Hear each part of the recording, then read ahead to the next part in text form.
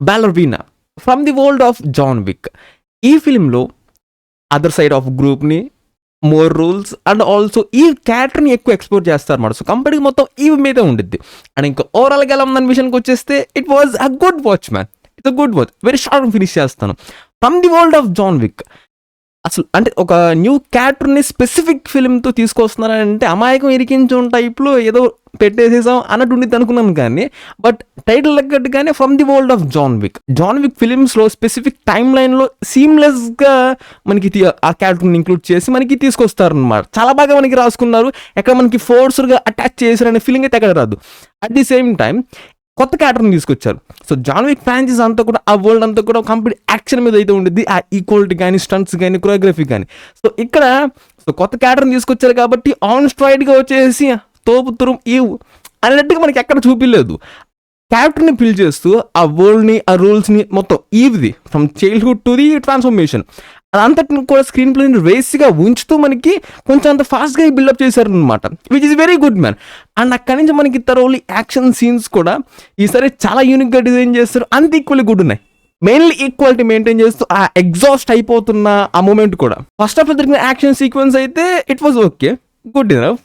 But John Wick వరల్డ్కి ఒక special appreciation ఉంటుంది అనమాట ఎప్పుడు కూడా యాక్షన్ పార్ట్కి.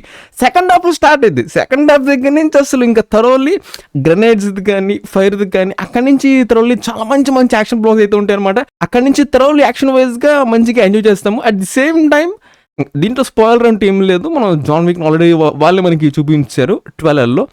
సో ఇది ఎక్కడ ఇప్పుడు మనోడికి క్యారెక్టర్ని తొక్కుతానేమో అనుకున్నాను. బట్ అలా లేకుండా బాబయ్యాక ఆ టైటిల్ తగ్గట్టు ఆయన క్యారెక్టర్ని అంతే ఉంచారనమాట. అది నాకు చాలా బాగా నచ్చింది. అండ్ ఆల్సో ఆయనకు కూడా స్పెసిఫిక్గా అంటే ఈ క్యారెక్టర్లో ఉన్న ప్రొఫెషనల్ కిల్లింగ్ ఒక బాడీ లాంగ్వేజ్ ఉంది కదా, అది అంతే చాలా బాగా మెయింటైన్ చేశారు. అంటే జనరల్గా మెయిన్గా ఈ యాక్షన్ కైండ్ ఆఫ్ ఫిల్మ్స్లో బాడీ లాంగ్వేజ్ అనేది అంటే వాళ్ళకి రాసుకున్న క్యారెక్టర్ దగ్గరగా బిహేవ్ చేస్తే మనకి ఇంకా ఈజీ కనెక్ట్ అయిపోతాం అనమాట. సో దీంట్లో జాన్ విక్ ఎంటైర్ వరల్డ్లో ఆయనకి ఎట్లయితే బాడీ లాంగ్వేజ్ని పర్ఫెక్ట్గా మెయింటైన్ చేస్తారో సేమ్ ఇక్కడ కూడా ఆ కేర్ తీసుకున్నారు. అండ్ ఇంకా పోస్ట్ క్రెడిట్ సీన్స్ విషయానికి వచ్చేస్తే అంటే ఇంకా మూవీ ఎండింగ్ అనేది ఇట్ వాజ్ గుడ్.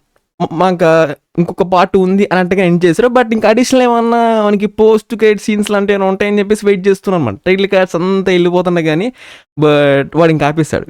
నువ్వు వెళ్ళరా బాబు, నీ ఒక్కడి కోసం ఎంతసేపు ఉంచుదని చెప్పేసి ఆపేశాడు అనమాట. సో ఇంకా నాకు తెలియదు మరి పోస్ట్ క్రెడిట్ సీన్ ఉందో లేదో ఇంకా చూసిన వాళ్ళు చెప్పాలి. జస్ట్ నార్మల్ ఇంకా టైటిల్స్ వరకేనా అని చెప్పేసి. దిస్ ఇంకోస్ for the absolutely pure a golden star man. So yup అంటే ఒక 2-3 సీన్స్ ఉన్నాయి. ఇదేంటి కొంచెం అంత మరి ఇంకొంచెం సీమ్లెస్గా ఉంటే బాగుంటుంది కదా అనిపించింది. అండ్ బ్యాక్గ్రౌండ్ స్కోర్ అనేది ఒక చోట స్పెసిఫిక్గా సెకండ్ హాఫ్లో ఇట్స్ కూడా అనిపించింది.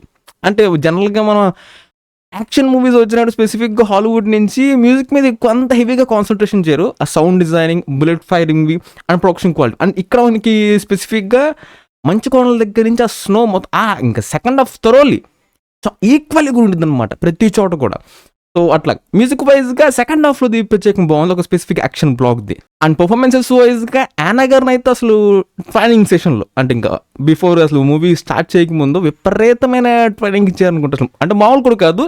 సెకండ్ హాఫ్లో స్పెసిఫిక్గా స్టంట్ మ్యాన్స్ అందరికి కూడా ఎవరైతే పర్ఫామ్ చేస్తున్నారో స్పెసిఫిక్గా ఫైర్ది మనకి 12 ఒక చిన్న క్లిప్ ప్లే చేశారు కదా, అక్కడైతే ఎంత రియలిస్టిక్గా ఉంటాయంటే లిటరల్లీ వాళ్ళు ఫైర్లోనే ఉన్నారు.